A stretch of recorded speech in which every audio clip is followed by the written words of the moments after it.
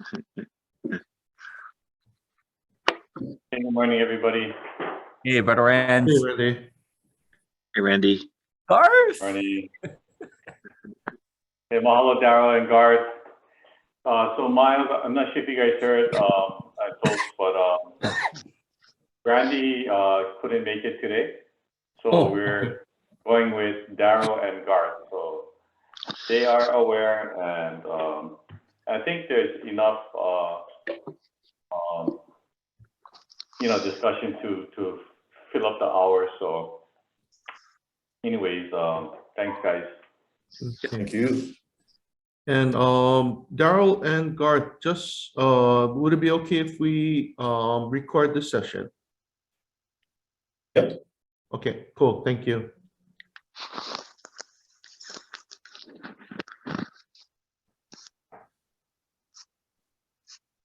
Hey, Miles, I forgot that this was a holiday for some folks, but not all, but for some. But Yeah. do we know if we have a lot of people that are signed up, or I don't know if it's called signed up, but have accepted the Yeah.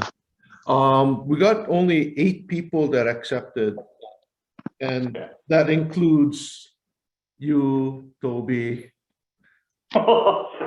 Lincoln, I think. It's a holiday. Yeah. Yeah.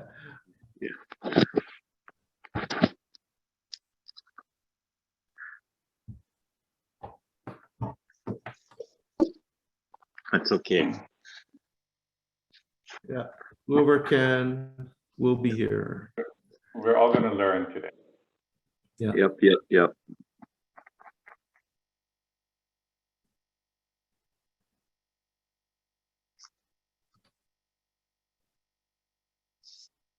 Hey, Justin. Nice to meet you. I'm Miles.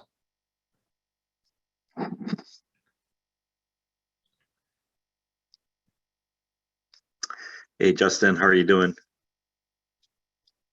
Oh, Oh, you might be on mute. Yeah. Oh, got it. Hey, good to see you again. Yep, good to see you. Do you guys know, since you guys are on the call, do you guys know Justin? He's with Central Pacific Bank. He's the new lead here. He was is Arnold still in town, Justin, or Martinez? Yeah, Arnold's staying in Hilo this weekend. Oh, okay, yeah. So you guys know Arnold on Oahu, Hilo, Big Island boy, right, from CPB, and then so Justin is fairly. How has it been a month already, Justin? Oh, not even about 3 weeks. I've started. Yeah. So I'm going to be a senior business banking officer based out of the Hilo branch. Yeah. So with your financial needs, make sure to see Justin at CPB. Miles, I heard Justin's boss or senior member mentioned about getting involved in chambers and whatnot. Just thought I would let you know that. yeah. I put Justin on the spot there, Justin. That's true. I am trying to connect, with the community. So that's helpful. So awesome. Yeah. Well, Thanks for stopping by today. Yeah. And, welcome to the committee. Yeah. Thank you. Shucks.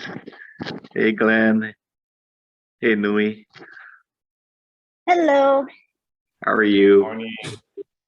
Good. How you guys doing? We're good. Thank you.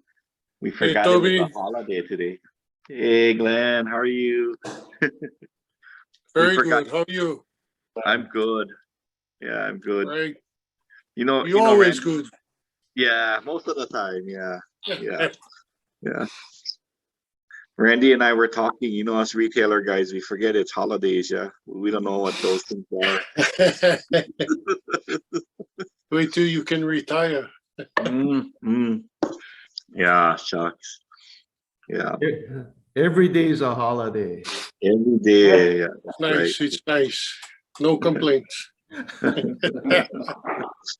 Oh, shucks.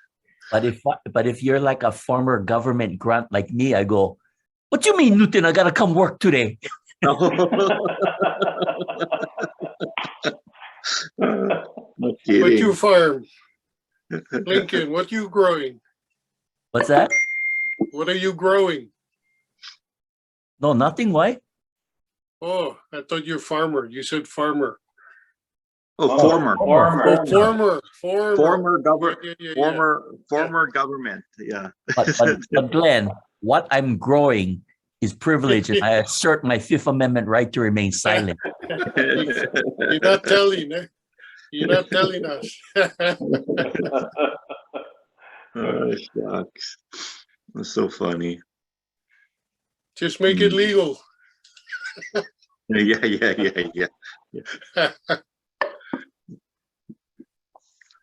Hey, Ben, how you been, man? Haven't seen you in a while. Oh, man. Yeah. I'm good, man. Thanks for asking. I spent 3 weeks back in the Midwest and running around the mainland, did a little Memphis side quest and had some good barbecue and music. It's been a nice couple of weeks, and now I'm back, jumping in, trying to catch up for being gone for 3 weeks. Yeah. Oh, cool. Cool. Yeah, I got my fill of smoked meats while I was in Colorado. Oh, yeah. So good. Ooh. Yeah. Hey, look at that, Miles. We're exceeding your expectation already.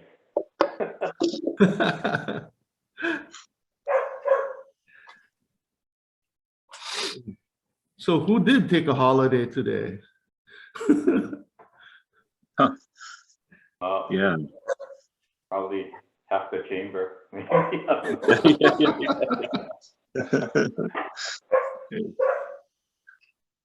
Shucks. Hi, Gia. Morning. Good morning, everyone. So, Miles, you like us get started? Yeah, I think we'll just keep letting people in as they pop in. So yeah, let's get started. Okay, so for those of you that are already signed on, if you could just put your name and your organization into the chat, we're gonna get started with our program for this morning. I wanted to mahalo everybody for taking the time today. So this is the Hawaii Island Chamber Economic Development Committee joining up with the Japanese Chamber Economic Development Committee as well. So we have members that are in both chambers here on the call this morning. So this morning we have two guests that would be doing our presenting. And the topic again is affordable housing and the affordable housing crisis. This stems from earlier in the year when we reached out to some of our committee members as to some of the topics that they would like to see talked about during these meetings, and one of it was our cost of living. And Glenn can speak a lot to that as being part of that cost of living committee that was established, like a couple of years ago. But so, housing has always been an issue. Affordable housing has always been an issue. Plays into a lot of, into our economy, into the ability of our, as employers to hire workers. They need a place to live, right? So, but with that, I wanted to introduce our two speakers this morning. One is Darryl Oliveira, and Darryl comes to us. He's the Director of Risk Management at HPM. But Darryl brings a whole lot of experience, a lot of years, in government, including being the fire chief, civil defense director as well. But also recently, he's been co-chairing the Housing Coalition for Vibrant Hawaii. So he does have a lot of wealth of knowledge, around this housing issue.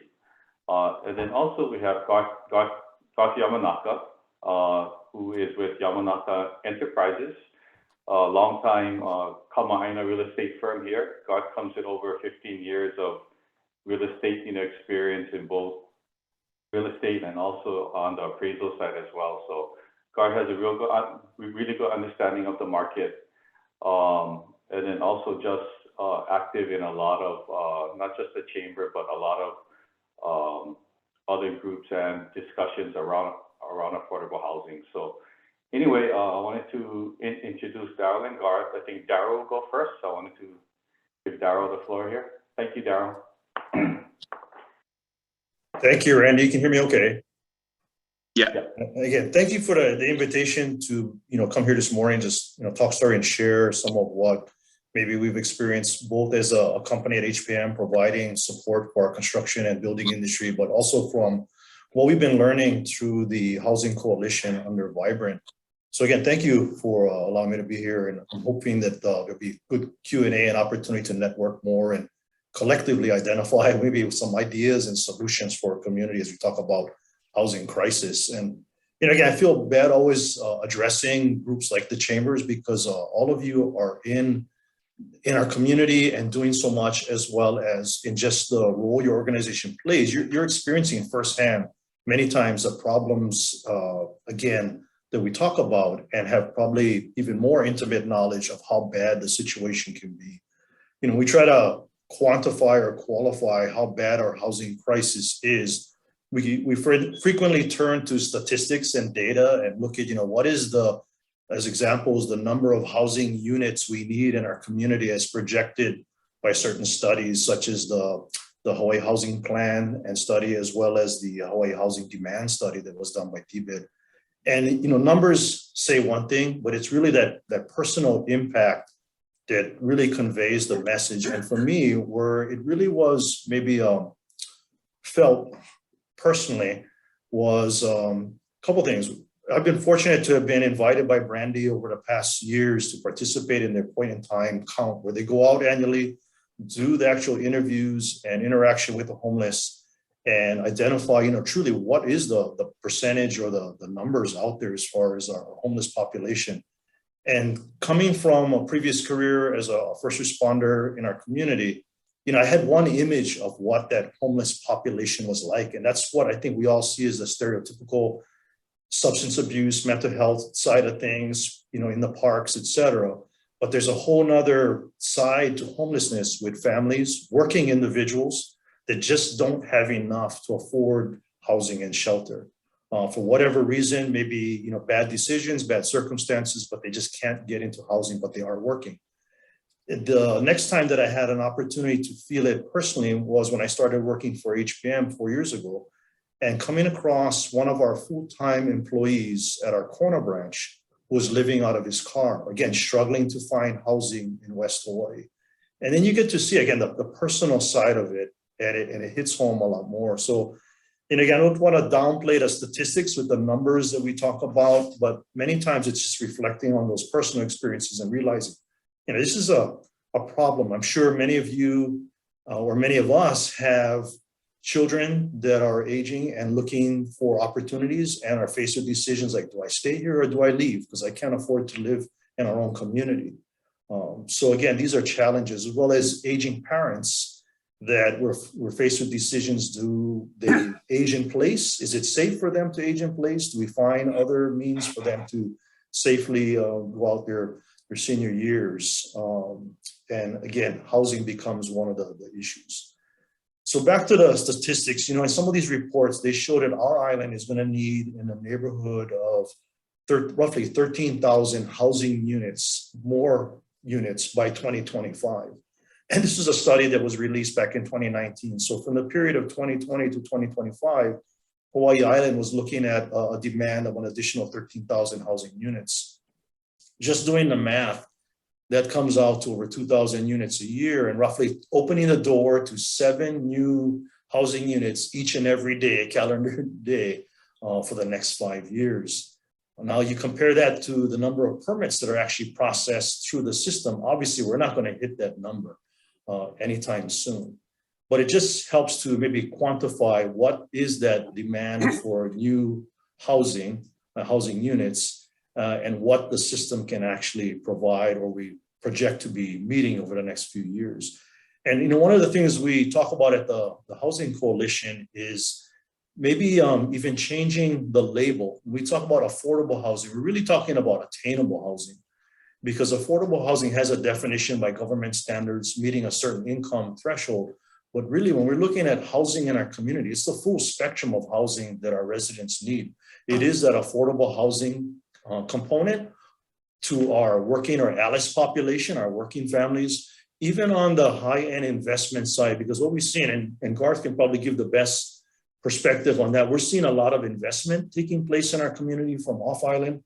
And if there isn't properties that are maybe attractive and within their desired maybe inventory type, they buy up whatever's available, taking very valued, attainable, and affordable housing units off the market. And many of them stay vacant for fair portions of the year as maybe second homes or vacation rentals. So at the coalition, we're looking at housing in a very broad perspective of all the needs. But circling back with these reports, there were barriers that were identified that we're looking at from the coalition. How can we focus on these barriers and start to identify opportunities to make shift and change to either reduce, mitigate, or even remove those barriers? Some of the barriers that were identified with impediments to developing housing or affordable housing, one being geographic limitations or the availability of developable land. You know, we drive around our island, we see a lot of vacant land. How much of it is truly developable is another thing. Depending on the land use, zoning, other things that play into this, infrastructure access. So again, we may have a lot of perceived available space, but not all of it may be truly developable space. I mentioned infrastructure, and things we've been learning through the coalition and see ourselves as being an additional conduit out to community is learning about what are the, again, difficulties with bringing in infrastructure aside from cost. And two of the key ones are like water and wastewater, and they go hand in hand. And in talking to Director Keith Okamoto at Water, again, sometimes we drive around our community and we see space that looks like would be desirable for infill. The example I use frequently is when you're driving on Komohana Street and you're approaching Moholi from the Hamakua direction, you see the beautiful new senior housing complex on the Mauka side, and just Makai is a vacant parcel of state-owned land that's undeveloped, zoned residential. And frequently we ask, or we've been having these conversations, is why isn't that being built up, infilled, and increasing the density in an area that's right within our urban center of Hilo? Many times it is the infrastructure. So although there may be a water system and wastewater system in close proximity, those systems may not have the capacity to build out and accommodate additional development and households in those areas. The other thing that plays into the infrastructure is also our schools. When we look at some of these areas that we want to build out and increase density, how are the school systems prepared to accommodate an increase in student body and enrollment? And I've had the fortunate opportunity to sit in some of the DOE capital improvement project strategic planning sessions as a community member and hear those conversations about how some of the schools are at capacity and what are some of the strategies they're looking at to more strategically plan for future growth to accommodate, again, the increasing student body in some of these areas. The other areas of, or I want to say topics that frequently come up as barriers to developing housing are cost of construction and government regulations. So from HPM's perspective, just sharing some of the experience we've had just due to COVID and how that's affected cost of construction. And again, as business leaders in our community, I know you've experienced many of these same challenges with either supply chain, inventory, or materials and product costs. But with the onset of the COVID pandemic, one of the first things we experienced as a company was the impacts of the decrease in manufacturing with some very basic raw materials that would be put into further manufacturing to create the products that we buy. So as an example, resins. Manufacturing plants that were normally producing optimum levels or adequate supplies of resins were hit hard with either decreased workforce or even raw materials coming to them because of the impacts of COVID, so that the resins became difficult and limited in quantity. This had a ripple effect to building materials such as PVC pipes for our plumbing and plumbers and plumbing supplies, electrical boxes that are made out of plastics, I mean, everything that you can think of today that's made out of plastic starts off with a resin component to it. And in the building industry, that's almost every element of a home contains some form of a product or material that is supported by some of these basic fundamental materials or raw materials that are produced into other products. The other thing we saw was the increase in steel prices and availability of steel. So if we look at it from the perspective of building a house, starting with your foundation, there's a significant amount of rebar and concrete that goes into a typical slab. And now with pandemic creating, I want to say, reduction in available quantities as well as increase in price, that played a significant role in the cost of construction for new homes. Moving on up from the foundation to, let's say, our framing, we saw at HPM significant increases in pricing from the perspective through our suppliers. So as examples with, 2x12 type material, 2 inch by 12 inch dimensional lumber that is used typically in floor joists and other building components, we saw a 275% increase in the price of these materials. And unfortunately, these are prices that are then passed on to the consumer as part of the sales transaction. In other areas with some of our other dimensional lumber, we saw at least 100% increase in the cost with purchase costs. Probably one of the more significant areas that we saw increases in material costs was with our plywood products.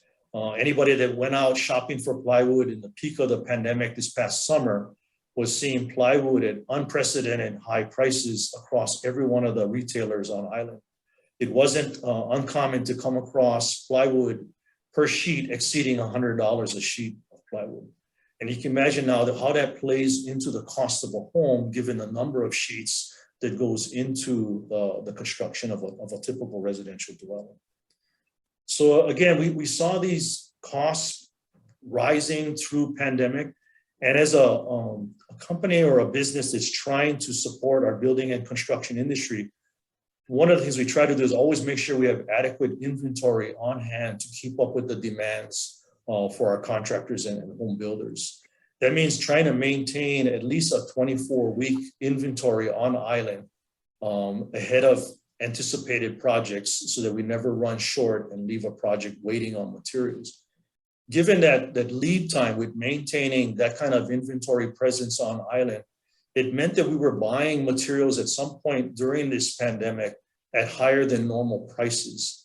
So the reduction or return to a normal will be slow based on, even though material prices are coming down on the mainland, we still are, as one particular vendor, in possession of a large quantity of inventory and more coming that was required to be bought at a higher cost at that time.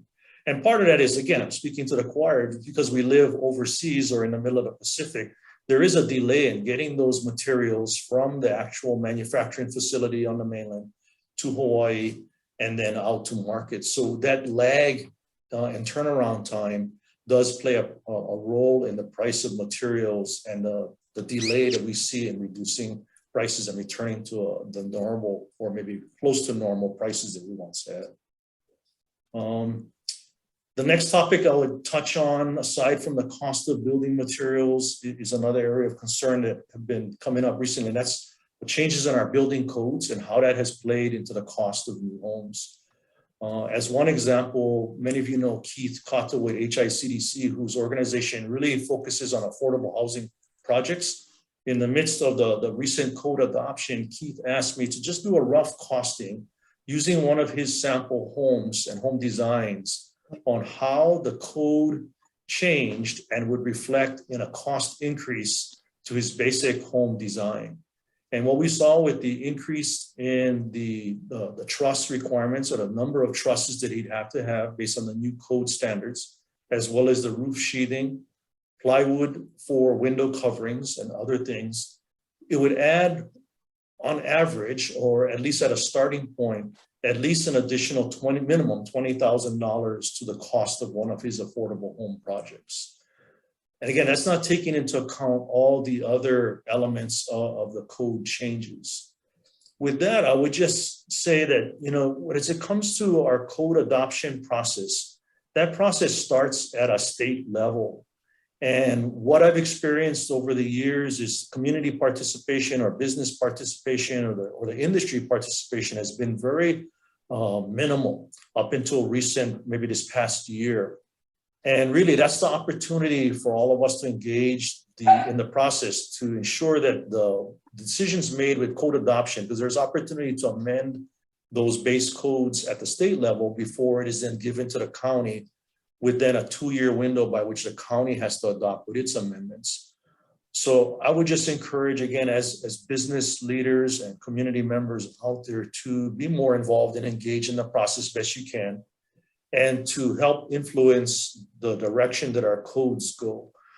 I think we're all appreciative that many of the code changes are taking into account environmental conditions that are changing due to, let's say, global warming, climate changes, and some of these standards are intended to increase and improve the safety for our homeowners and residents. But in many cases, there's opportunity to talk about what are the alternatives or maybe concessions that can be made to still achieve the desired safe, resilient construction, but keep the costs within an affordable reach of our homeowners and home buyers. So again, going back to the code adoption, starting at a state level, I mentioned that by statute, the state building code council adopts the code, and then by which the county has, from that point, 2 years to adopt those state model codes with county specific amendments. And this past year, we saw that process play out at the county council with the adoption of the 2018 building code by Hawaii County. And even then, it's encouraging our community, again, industry, business, leaders, community members to be engaged in the process to share their perspectives on how the code may have impact and to get maybe the opportunity to shape the code so that it is both achieving its goal of safety and then balancing that with true cost effectiveness for the homeowner. Didn't want to take too much time. I'd like to leave some time for the end with Q&A, but really in general, it was just to share with you that as one, I want to say building materials and construction materials supply business, what we have seen over the last few months, the impacts of COVID and how it's translated to increase building material costs, which are then passed on to the homeowner. And then from a coalition perspective, how we're trying to identify what those barriers are and then take opportunity through community engagement to either reduce or eliminate those barriers to affordable and attainable housing.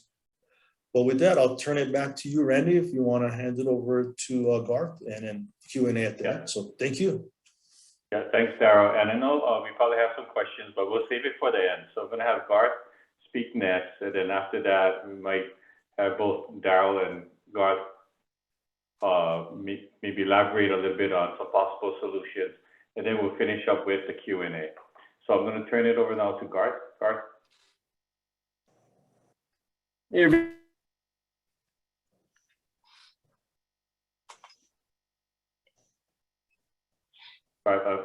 don't have audio.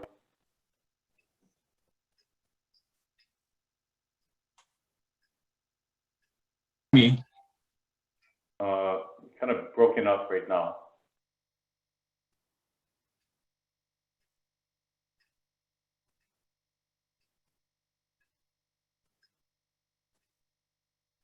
How's it, Garth? I'm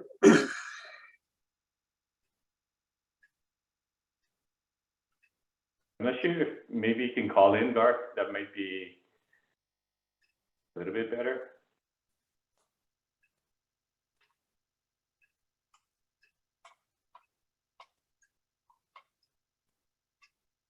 Okay, so while Garth is, I guess, trying to call in, maybe we can go to some questions now. So does anybody have any questions for Darryl?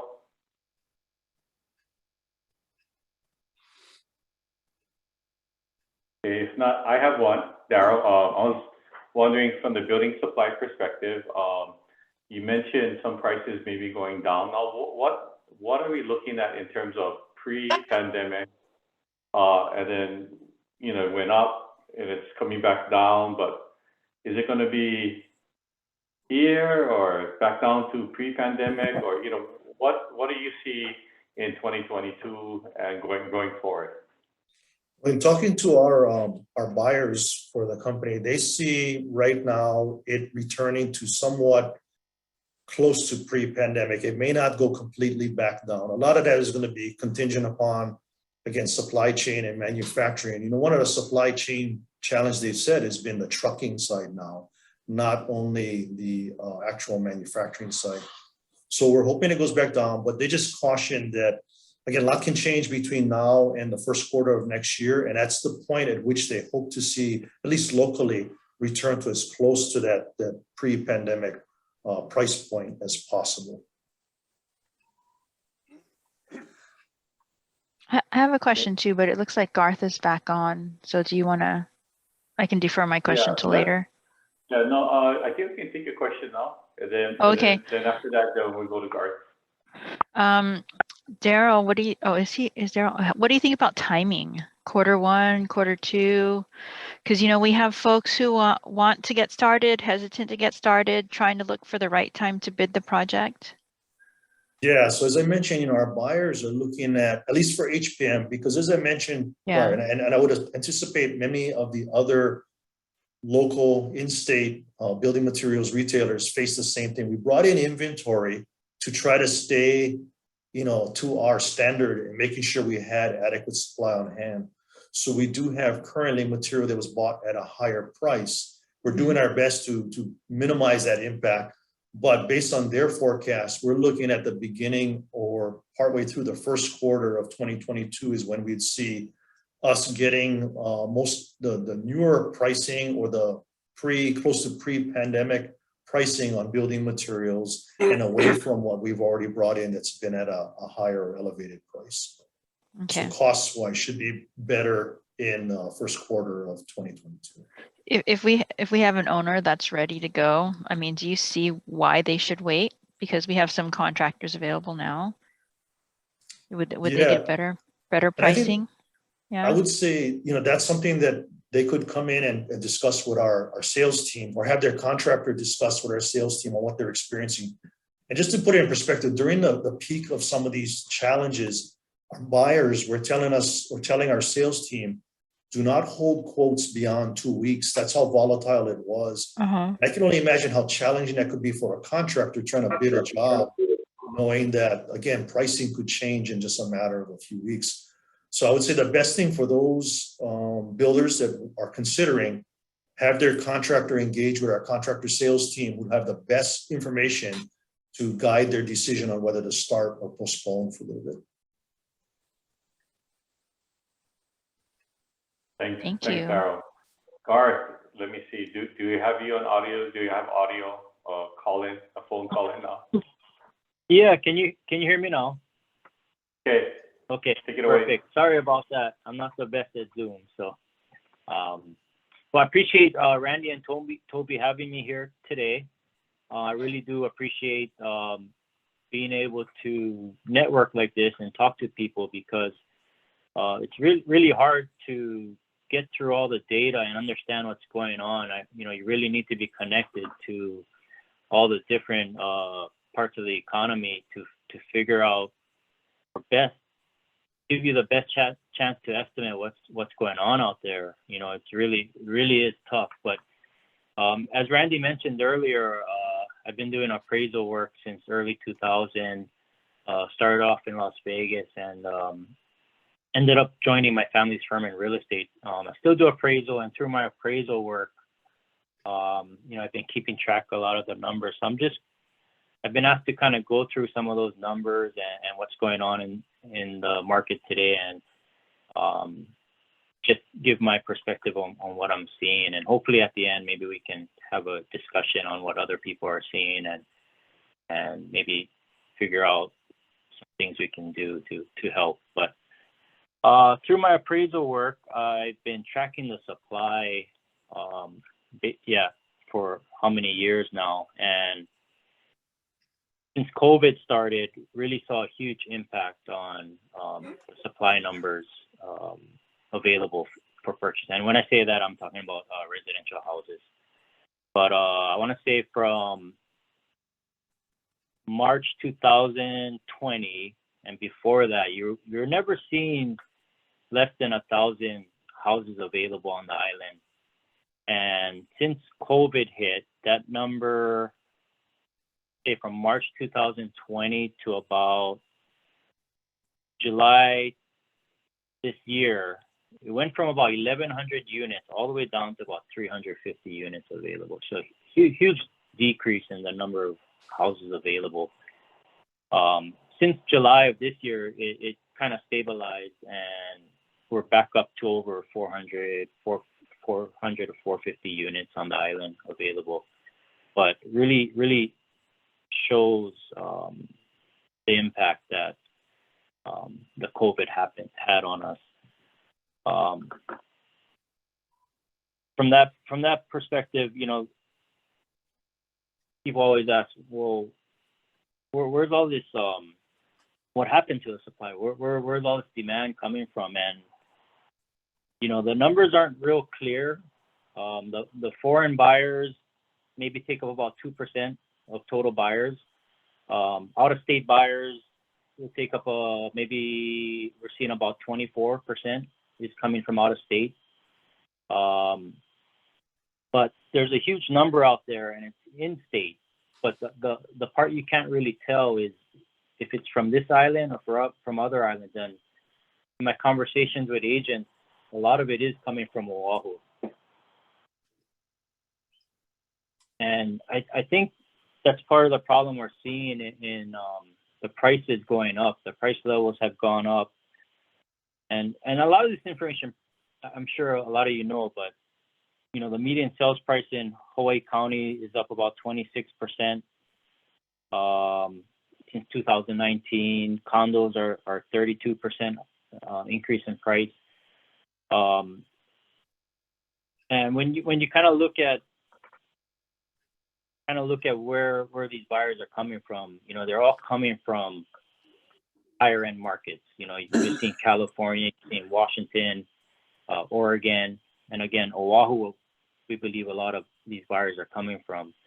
And so even though it doesn't make any sense with what our median sales price here, because all that money's coming in, it really is pushing up the prices. Personally, for some of my clients who are local in here, they have no chance to get any of these properties. They're just either being outbid with cash.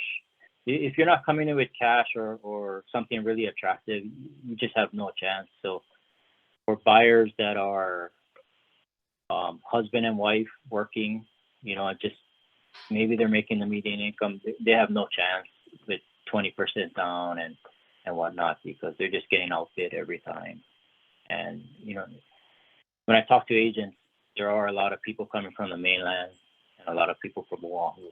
And so that's what a lot of people are dealing with right now. And personally, I've been experiencing that with some of my clients. You know, Darryl kind of touched upon the amount of units we need. And I'm coming up with maybe not as high of a number in what I'm calculating, but definitely with the amount of permits being put in, we definitely are not reaching that number. We're definitely way under what we need to be building out there, and that's definitely gonna put upward pressure on the prices. So, you know, that kind of leads me to what are some of the barriers to housing becoming more affordable, and definitely the cost is a huge factor right now, as Darryl talked about. The regulations, the county, state is another huge factor. And I've been saying this for years to people, but it seems like everything they do is never to make it more affordable. It's always to increase the cost. You know, just everything, you know, whether it's property taxes, whether it's building codes, whether it's impact fees, anything, everything they do, every decision they make increases the cost to build. I just wanted to touch, because he talked about the code adoption, so I just wanted to touch upon that. Something I've been coming across work on a regulatory review board with the state. But as he was saying, the state adopts the code, and by the time it gets to us on the county level, it's almost too late for us to do anything about it, because someone from Public Works is who represents us on the council at the state level. And I didn't know about this, but when the energy code, when we were having issues with the energy code, that's when I found out that our chance was to talk to our representative at Public Works. And at that point in time, it was too late. You know, the council or somebody in the department dropped the ball on that. Same with the building code, and they're already on the time limit to get it passed. So, you know, that it's such an important position to help keep the costs down. But I don't think not too much people know who the representative is. You know, just off the bat, we don't even know who to go to and talk to about these things. And I don't know if they're even on top of things the way they should be. But I just wanted to touch upon that, because I think that was something that was really concerning to me. In terms of other barriers, you know, we have a growth management strategies here that really are not supportive of building. You know, infrastructure is a huge problem. That basically caps off what we can do for anything, whether it's residential or commercial, industrial, anything. It's just really capped by infrastructure. And if you go and talk to the water department, they don't have much plans to build new wells or anything like that. And so, you know, water really drives what we can do here. And so that's always going to be an issue, which you know, kind of pushes us out to Puna and areas like that, where, you know, you have affordable land and ability to build, but, you know, the demand out there, it's not ideal, I guess, for a lot of people to be out there. They want to be closer to town, closer to work. So there's so much trade-offs doing all these things. So I don't think there's any easy answer to solve any of these issues. But in terms of, you know, talking with the county, I think there's things that as the chambers, you know, we really can do a better job at and put more pressure on them to do things such as infrastructure and things like that. But, you know, Darryl touched upon a lot of these things. So, you know, I'd be more interested in having a Q&A and trying to discuss some of these things. So I'll give it back to you, Randy. Mahalo, Garth. Yeah, so I wanted to, you know, at this point, maybe ask both Darryl and Garth. I mean, are there any discussions that you folks are in with regard to possible solutions, things that may be obvious or things that may not be as obvious that perhaps, you know, the chamber can support, get involved with in some way, help to perhaps, you know, amplify whatever it is? Yeah, could share on that. Thanks. Sure, thanks, Randy. So one is, what I'll do is, because I'm on the invite list for the State Building Code Council, I'll forward it on to you and Miles, and you folks are welcome to share that. Because again, this is a public forum that I think more people, as Garth said, a lot of times the community doesn't know that these forums are taking place, these meetings are taking place, and miss opportunities to participate and influence the way decisions are made. There are, you know, a set number of voting positions on these boards by statute, but it doesn't mean that as a community and business leaders out there, we can't participate and at least get the voice heard as to the impact of some of the decisions that get made at that level. The other part with the Housing Coalition, like I said, we're looking at those barriers and have identified some I want to say focus or core working groups to continue to explore and work, like with the issue of infrastructure, working with those infrastructure, I want to say stakeholders, power, water, wastewater, transportation, et cetera, and try to see where there's opportunity to align with or align the projects to maximize the efficiencies and I want to say just somewhat create partnership to reduce the cost of putting in infrastructure. As an example, when we talked to Helco and asked them to explain how do they have ideas from their side on how to reduce the cost of putting power into a residential subdivision. One of the things they suggested was to work with the developer on doing an energy efficient development, that maybe there would be costs up front, at the end for the consumer of being required to put in energy efficient appliances, but the cost up front would then reduce the cost of the infrastructure. Because otherwise, if Helco goes to put in power into a subdivision for residential purposes and it's not clear on what the power demand will be, they will always design and develop that infrastructure for a much greater than maybe anticipated or expected growth and need. They will have to plan for, let's say, a commercial business to be in there or different types of power. But if it's something is done in partnership with the developer, they can reduce the infrastructure costs, but at the same time, look at ways that, again, unfortunately, may still be passed on to the consumer with the requirement for the energy efficient appliances, but there will be a cost savings in the long run for the consumer by reduced power or utility costs. So it's, again, exploring opportunities for partnership, as well as now with the, I guess the new federal monies that are coming out, is there an infrastructure to, or opportunity to build infrastructure, shovel-ready projects that would qualify for some of that federal dollars and then start increasing the infrastructure in our community? Thanks.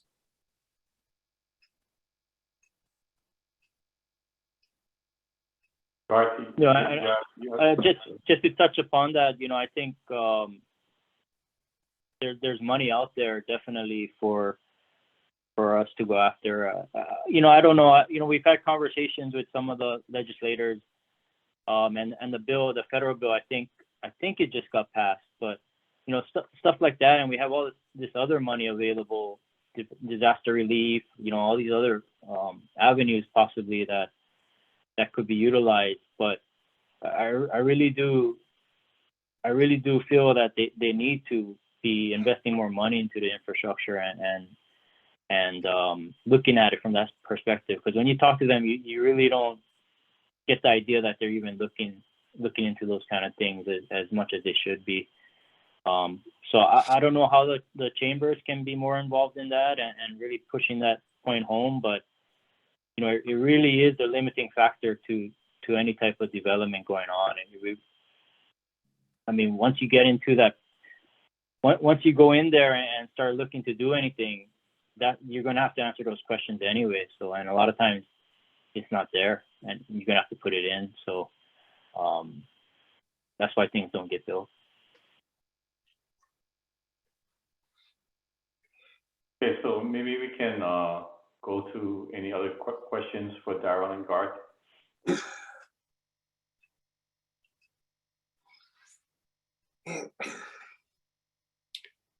Hey, Randy, can I jump in with something? Sure. On that, after we wrapped up the cost of living project, I saw this program and everybody should watch it. I hope you guys can watch it because it's really good. Can you see that? Is it backwards?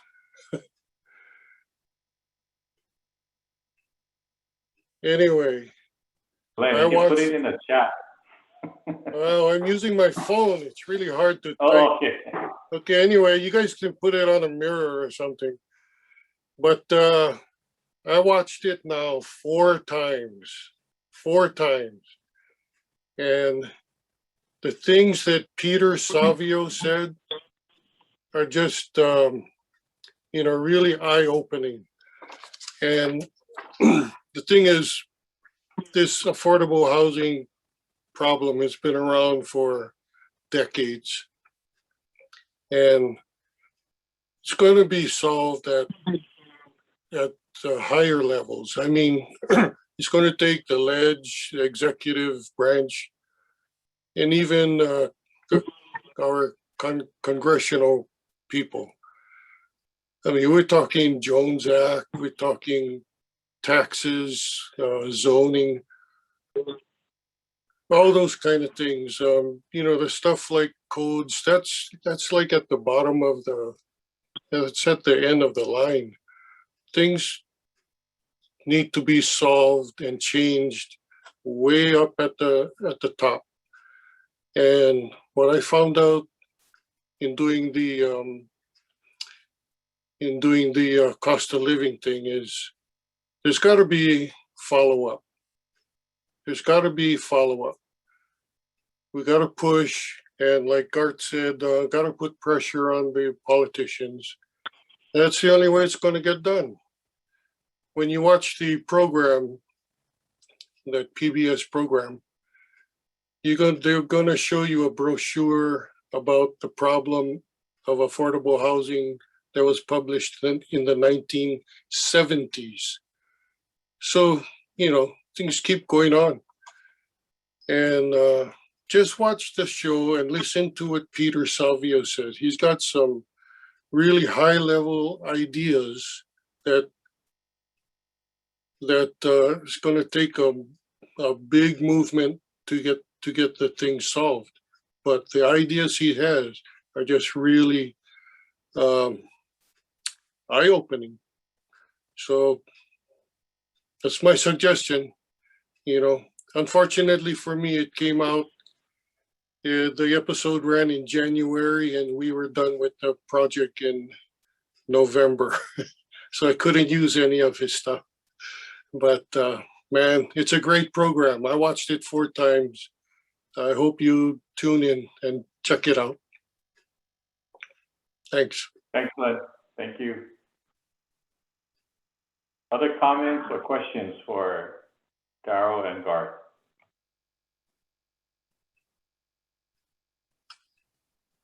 Yeah. Oh, sorry. Go ahead. Oh, sorry. No, go ahead.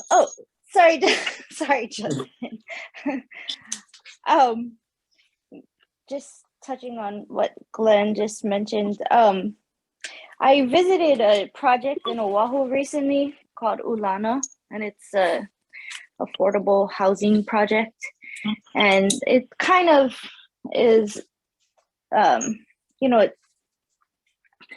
it's a lot of what Peter Savio talks about. I didn't see that PBS show, but I need to watch it now, but I saw a news, something on the news where he spoke about the affordable housing thing. So Ulana, they're taking reservations right now for these units in Kaka'ako area, Ward Village. And the prices start at 200, like in the 200s, high 200s for studios. And they're only for Hawaii residents. And so it sounds like really cool and affordable, but there's so many restrictions still because the construction is not going to happen for 3 years. So you have these people sending in applications, and they're like, if you're a single person, you can only purchase the studio or the 1 bedroom. And, they're kind of focusing on the younger population. So then what happens next year, stuck with this unit. There's no, according to the sales agent that I talked to, you're stuck to this unit. You have to live there. I don't know how you get out of it. So it's like, it sounds really good in theory, but I don't know how realistic it is. But I just wanted to share that with you guys. There are larger units for people that kind of are more established, I guess, in what they're going to do in the future. Like if you're married and you're going to stay married for the next 3 years, then maybe it might be a good idea that you want to share with people that you know. But I think it's a good starting place, I guess, for ideas, but not sure how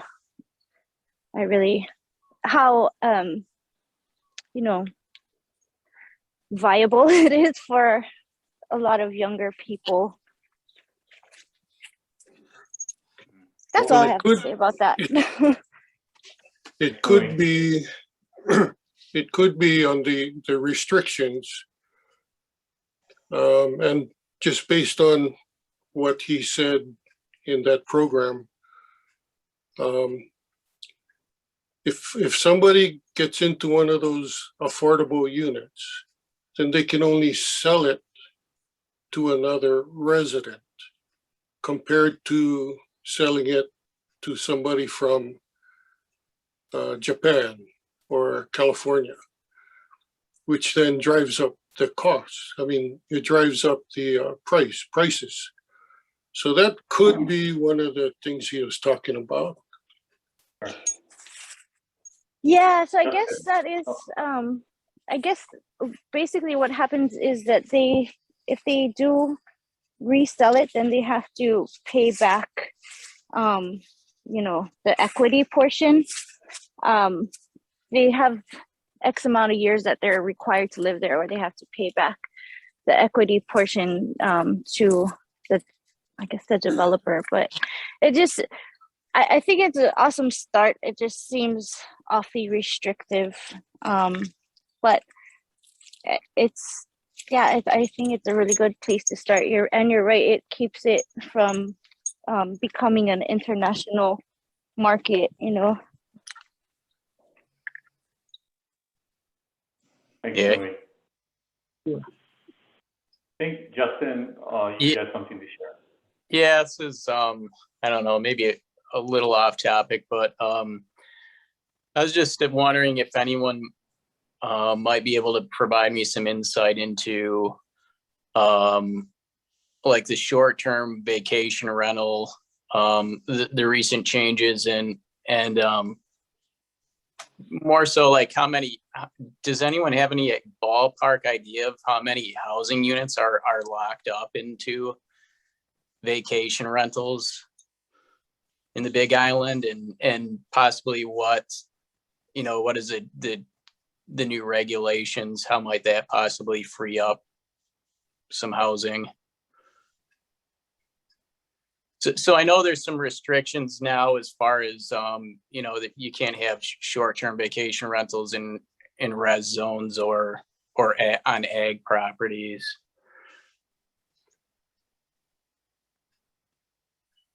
Garth or Darryl, I don't have any deep information on the numbers on the short-term vacation rentals, but I wasn't under the impression that if that was freed up, if anything, it may be a short-term type of impact, but long-term, I think a lot of the issues are more, I think that's what we have are more long-term issues in housing, because we just can't keep up the pace of the population increases.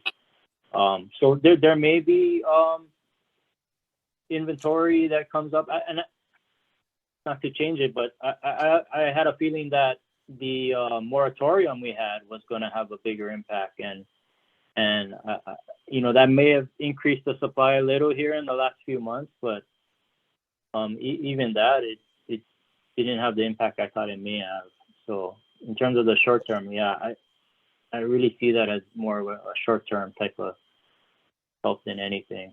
Kind of going back to that the previous conversation about the affordable housing project, the timing, you mentioned 3 years to get it done, and I just want to say that may be somewhere we could look at is the timing to get these projects done. If you have to go in front of the land use commission, anything like that, the amount of time it takes to get things done, the cost can change so dramatically to change whether it was affordable or not anymore. And I just want to say that may be somewhere we need to look further in, because I know there's been some legislation that comes up over the years to help change some of the laws in terms of the land use commission, and that may be something when it comes out we may need to be more supportive of those type of laws, because I don't think they've gained traction in the past, but that may be somewhere we need to look, because again, the timing costs just increases the cost so much, and if someone takes you to court Jeez.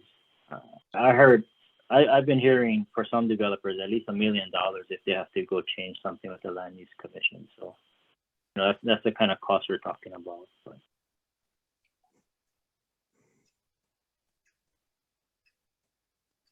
Holy smokes. Yeah, that's Any great. other questions? I just wanted to say something about what Justin was talking about as far as the vacation rentals. I think what you were getting at was that I think what your question was that would, if we opened up vacation rentals for long-term rentals, would that help the rental pool, I guess, the availability of rentals? And was that your question, Justin? Well, yeah, that too. But for people, to me personally, it seems like it would have a big impact on home prices if people from out of state were purchasing investment properties for rentals, and I just didn't know that the impact on the local housing market. How many units were occupied by wrapped up into short-term rentals. So, but yeah, I mean, that's a valid point too. Oh, okay. I misunderstood. I was just, Yeah. I just know a lot of our, people that are purchasing short-term rentals, or people that own them, they're kind of, for the most part, higher end. So it wouldn't really help the local community. And then when they make so much, they don't make as much money either on the rentals. So it kind of doesn't make sense from a economic standpoint, I guess. But that wasn't your question, so I won't go down that lane. Thank you. Thanks. Okay, we kind of almost at our time here. So any last comments or questions? Darryl, Garth, do you guys want to make any last remarks? Yeah, Randy, will send to you folks too is the link to Vibrant Hawaii's Housing Coalition. Again, the meetings are open to anyone. We welcome. It's all inclusive. Again, if members of the chambers would like to sit in and get a feel for what we talk about and maybe see where they can participate. So I'll get that to you. Thank you, Darryl. Thank you, Darryl and Garth. This was super interesting. Hey, Randy, this is Dennis with HPM Building Supply. Yes. I appreciate the discussion that you guys had today about affordable housing, the supply. I think a missing piece is, we talk about how to get more people into homes. We're missing the financing piece. How are we, educating our community on how they can afford to buy a home? Their thought process of, oh, it's a $500,000 home, I can't afford it. Well, what's the justification for it, right? So if you explain it to them, well, it's only going to cost you this much per month or whatever. I think that's the piece that we're missing. We always talk about supply and the cost of building, but explaining to people that they can afford or they can't afford, I think that's the piece that's missing. But thank you.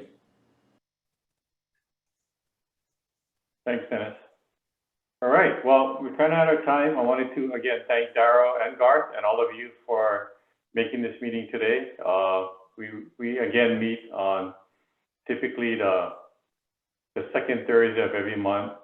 So we don't have anything lined up for next month yet, but we will. And we'll be letting you folks know. So thanks again, everybody. Miles, do you have anything, any announcements or anything? Nope, all good. Thank you. Okay. Toby, any last comments? No, I would like to again thank Chief Oliveira and Garth for sharing with us your subject matter expertise, and we really appreciate that. And thank you for taking time out to participate. This video will be made available. Miles, correct? Correct. So for once it comes out, please share it with your contacts and friends and family. So thank you so much. Appreciate it again. Okay, thanks everybody.